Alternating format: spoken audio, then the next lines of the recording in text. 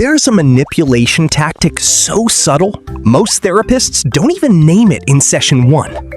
It's not gaslighting, it's not love bombing, it's something called DARVO. Deny, attack, reverse victim and offender. And once you understand it, you'll see it everywhere. Here's how it works. Step 1, you confront them about something hurtful they did. Step 2, they deny it ever happened. Flat out, no hesitation. Even if you have proof, they'll deny it with total confidence. That confidence is the weapon. It makes you doubt your own memory. Step 3, they attack. Not your point, you. You're so sensitive. You're always looking for problems. You're the one who's been distant lately. Suddenly, the conversation isn't about what they did. It's about what's wrong with you. Step 4, the reversal.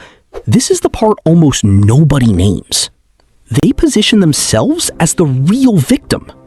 I can't believe you'd accuse me of that after everything I've done for you.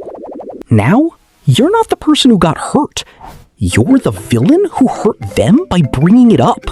This is DARVO, and it happens in under 60 seconds.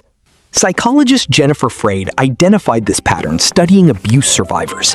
She found it wasn't random. It was a predictable sequence. Deny, attack, reverse victim and offender. Every single time, in that order. Why does it work so well? Because most people aren't prepared to be blamed for raising a concern. You expected a conversation. You got an ambush. And ambushes make people freeze, apologize, or back down, even when they were right to speak up in the first place.